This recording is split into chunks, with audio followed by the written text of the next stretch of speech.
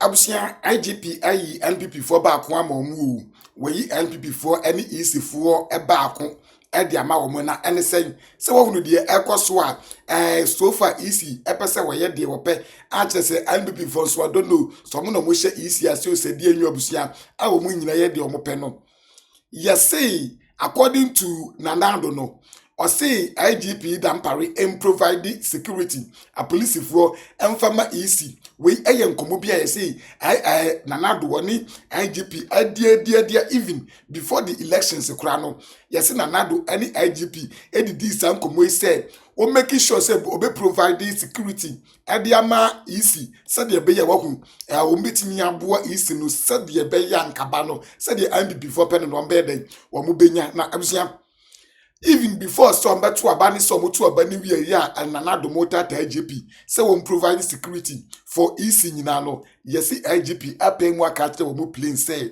ontimi provide some kwase security no emfa ma EC yes eye IGP wa pemu aka tell Nanado aban say ontimi provide enkwase security emfa ma EC ane ne nkurofo na uni baby yebekwa kotie asem no afri NPP fo ankasa anum said o musi eche ensem no sifa akwan IGP edo mwiden afaso eye NPP fo ankasa na omo chire omo nsemu a chese omo chire mu anu nti na mo lose election because IGP am providing security am fa ma wo mo ti said omo ye den omo hinya omo no mo chire mu nti yebekwa kotie yen kan enhye yensem na se emfri ni sei yentie de papi wo kan fa ba wumia ho embra ntentem wo sei I was say ba wumia o na nije se wo lose election no na yentie de entie ono so ye den wo kan sambra Baumia should thank God that he lost the election, because his life would have been very miserable. He will be a puppet in the hands of these Freemasons, because they chose him. Well, we saw it before he decided to become they chose him because they wanted to use him as a puppet. Are you following? That is what they wanted to do because of the seat. They wanted to, the Freemasons want to have dominion. You know, they want to have a total dominion in West Africa. They wanted to rule. They wanted to move and hijack the nations. You know, because they ruined the nations. They did the same thing to Donald Trump the first time, and this time they were trying to do the same thing to him. You know, but God intervened, and just as God did it for Ghana. Just as God did it for Ghana. You see, so that's why I'm telling you that Mr. President winning the election is not a guarantee. The guarantee is because of the covenant of God. That is the surety. Because the covenant of God is going to disarm all these, fraternity projections. And also, Mr. The Speaker of Parliament, he's taking certain stand also. You think that he was just being stubborn? No, because he belonged also to the same fraternity that Ronis was in. Are you following what we are saying? So he's standing on this ground because getting to the latter end of the Akufo-Addo's administration, these people wanted to take over. And the young man, that young lawyer, he's a young man, I'm older than him, so I can say that. Aponyuma Kings. He was a tool that they were predominantly wanted to use. They wanted to use. Okay? But Mr. Speaker, don't joke with that man.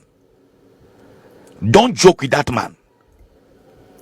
Don't joke with that man. So he also saw what they wanted to do and said, no way you want to use corner ways, because even in the judiciary they have their people there.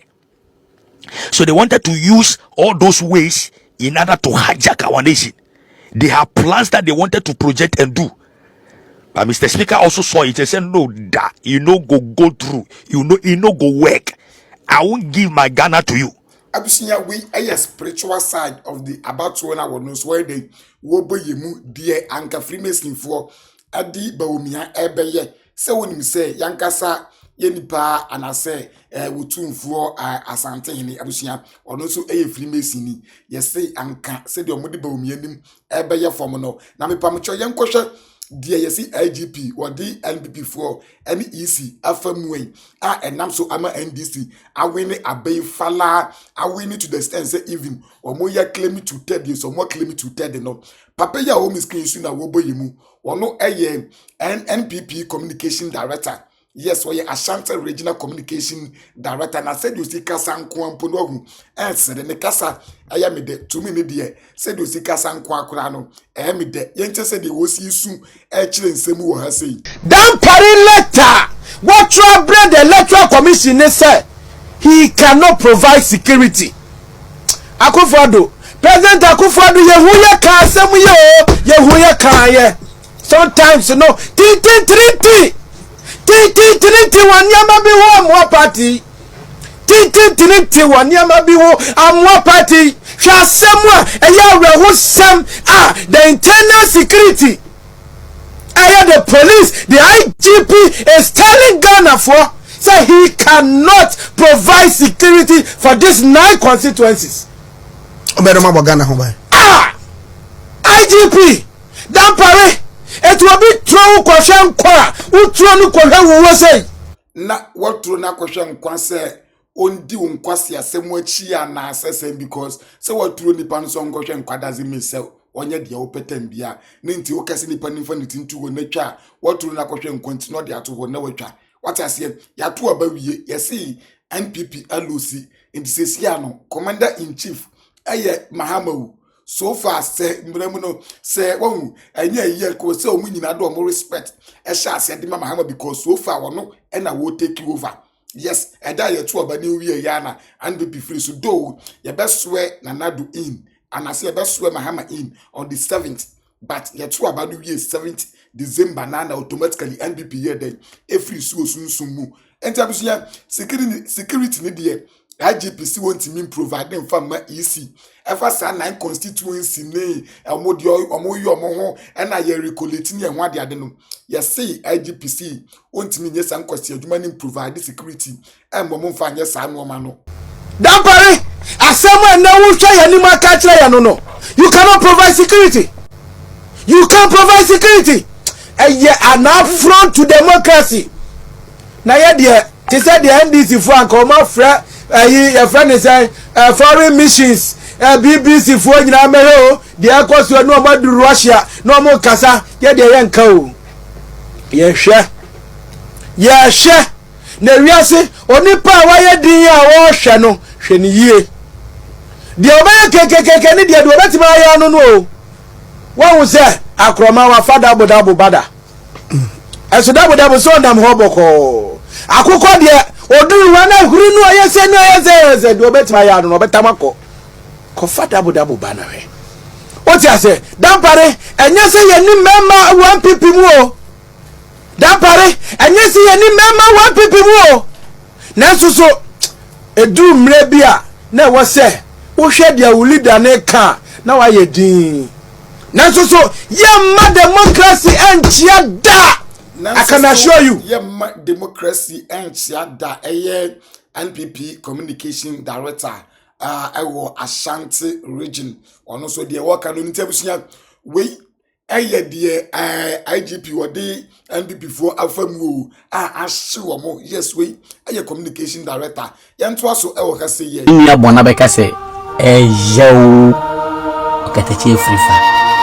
Who has been fired. Leju wedi. Obi a wutunu tina FM station di abrempon atem di ahemfo akese atem business tycoons bit say na akwa am bedi akocheda a philosopher bit say na akwa am bedi akocheda it be di na tem horo sentuma wo ewo FM station na minim say we businessman be well established businessman be na minim say we just an employee. Wonye producer, wonye editor, wonye news writer, wonye your friend say reporter, we are just a hoster, you just host a program. Hey, there be radio station journalist no eya mo susu mam ho so do. the fact say when your platform no doesn't mean say unmunyansa chain obiawo and answer doesn't mean say wo ye kesiama okatechie frifa. I think say bia wa homaso ene wa hantan kasa ne woni ye bi na wo ye no. I think say bi krampo na wo na only business that radio station business no eye wo dia say connection ya ni chatis ya na wo dididi adwuma bi a connection wo you untumi nka ntem say adwuma na wo ye no medase na wo jeje won chen no dini na akoma adwuma wura anase connections na wo ye wase no amanfo wo di o matem na ye wo pe eye manfo bi obi mu favor wo benya nti na wo ye sa connection de ewum dada ye yi wadi ni eye me ya because tina wo kwetene fie wo yire no wo mabedi die eyenum guase ma wo kora nti mempe but die mani agi wo ho kora mahuni ama mani agi ni say we are just an employee, when philosopher be when business takun be ana employee no krampo no when business administrator be ana say business management be wona ho ana when producer we are just an employee, just a hoster okatachire enwiase akwaba mpani se abofra wusu mpani su a yede we yaseto na asere wonso di esu jankukusu na to pai okatachi afrifa mpani se edomani sande oson kakrache se eche na ehye no eya tetehuru na ede ahye woto eye kwa wosu jankukusu na woto enya pai agi se ta abusia yes wosu ajankukusu na woto apai say ta according to yemi abemewi and the ekwa IGP so ayi NPP ni east for baako e de ama wo mo amefa wo ANC ahase ye